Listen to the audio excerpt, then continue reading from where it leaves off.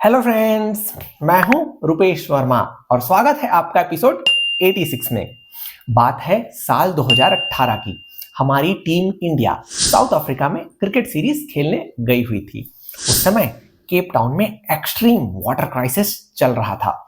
Authorities ने residents के water supply पर इस कदर रोक लगा रखी थी कि लोगों को नहाने तक के लिए पानी मिलना मुश्किल था। आपको पता है, ऐसी सिचुएशन में हमारे दोनों टीमों के कप्तान विराट कोहली और फाफ डुप्लेसिस ने केप टाउन सिटी में पानी के बॉटल्स की सप्लाई के लिए जेनरसली 5.5 लाख रुपए का डोनेशन भी दिया था।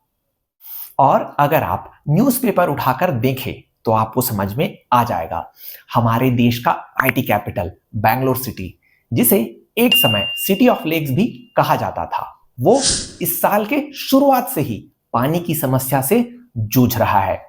यहां पर सोचने वाली बात यह है, हमारी धरती का लगभग 70% भाग तो ओशंस, रिवर्स और लेक्स जैसी वाटर बॉडीज ने कवर कर रखा है। तो फिर how come our cities are running out of fresh water? Actually हम में से ज्यादातर लोगों के पास पूरी जानकारी नहीं है। धरती का 70% भाग तो वाटर बॉडीज ने ले रखा है, ये तो हमने समझ लिया, लेकिन इसमें से कितना पानी हमारे काम आ सकता है? एक्चुअल क्वेश्चन तो ये है कि नहीं? आपको यकीन नहीं होगा, हमारी धरती में मौजूद टोटल वाटर का सिर्फ 2.5% ही फ्रेश वाटर है, जिसे हम डेली नीड्स के लिए इस्तेमाल कर सकते हैं।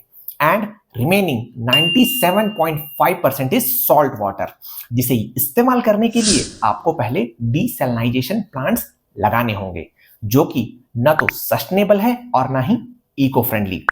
अब आपको इस प्रॉब्लम की सीवियरिटी का अंदाजा लग रहा होगा, बट वेट, ये समस्या इससे भी ज्यादा चिंताजनक है। अभी तक हमने जिस 2.5% फ्रेश वाटर की बात की है, उसमें से लगभग 70% तो आइस कैप्स और ग्लेशियर्स के पास है। मतलब ज्यादातर पीने योग्य पानी अंटार्कटिका और ग्रीनलैंड में बर्फ के रूप में जमा हुआ है, जहां तक पहुंचना हमारे लिए आसान नहीं है। और जब पहाड़ों का आइस कैप और ग्लेशियर का जमा बर्फ पिघलता है तो वो गंगा यमुना जैसी नदियां बन जाती हैं। और फिर बचा हम सब के लिए सबसे easily accessible fresh water reserve, हमारा ग्राउंड वाटर। नोटेबली इसके पास उस 2.5% फ्रेश वाटर का 30% पानी अवेलेबल है, जो ये बताता है हमारी धरती में मौजूद टोटल वाटर का सिर्फ और सिर्फ 0.75%। एक बार फिर से सुनिए, हमारी धरती में मौजूद टोटल पानी का सिर्फ 0.75% ही अंडरग्राउंड एक्वीफर्स के पास है। अब आप ही बताइए दोस्तों, ये 0.75% पानी कब तक एग्रीकल्चर, इंडस्ट्रीज और 800 करोड़ लोगों की जरूरतों को पूरा करता रहेगा? ग्राउंड वाटर एक्वीफर्स के रिचार्ज के लिए पोरस सरफेसेस का होना बहुत ज्यादा जरूरी है, सो दैट रेन वाटर आसानी से इनफिल्ट्रेट करके नीचे वाटर टेबल तक पहुंच सके। और आज जिस हिसाब से पॉपुलेशन ग्रोथ और अर्बनाइजेशन हो रहा है, पोरस सरफेसेस तो छोड़िए, हमने अपने सिटीज को इंफ्रास्ट्रक्चर डेवलपमेंट के नाम पर कंक्रीट जंगल बना दिए हैं। आज ज्यादातर सिटीज के पास 10% भी ग्रीन कवर नहीं बचा है। तो फिर आप ही बताइए, हमारे ग्राउंड वाटर का रिचार्ज कहां से होगा? आप आज के इस संसार की आयरनी देखिए। मालदीव जैसा देश, जिसे इंडियन ओशन सुनामी कभी भी बहाकर ले जा सकती है, उनके पास भी पीने तक के लिए पानी नहीं है। आपको पता है, साल 2014 में मालदीव की सिचुएशन इतनी खराब थी कि अगर हमारी इंडियन एयरफोर्स वहां पर पानी के बॉटल्स लेकर नहीं पहुंचती तो उनको बचाने के लिए चाइना भी नहीं आने वाला था।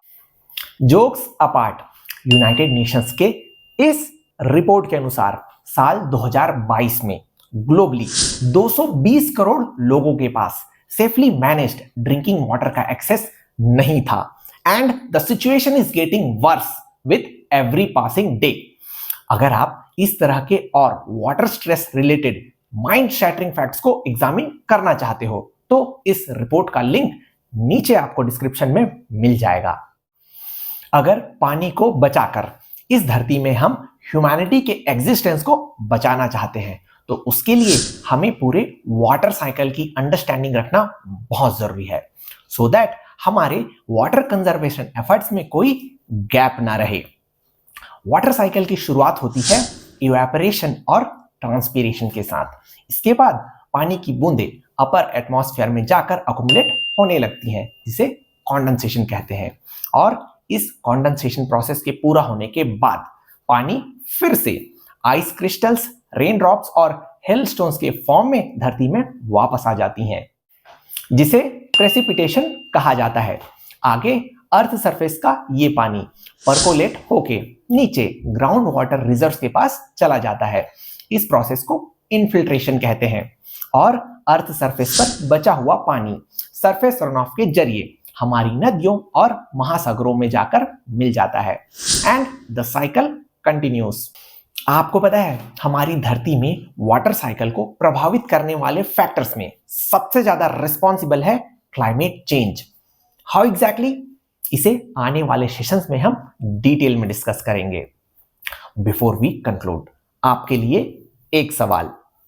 हमारी धरती में अवेलेबल लिमिटेड फ्रेश वाटर को सबसे ज्यादा किस एक्टिविटी के लिए कंज्यूम किया जाता है?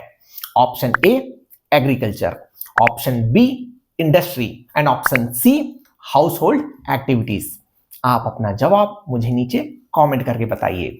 मिलते हैं अगले हफ्ते, तब तक keep commenting, keep sharing. Happy Sunday, happy learning.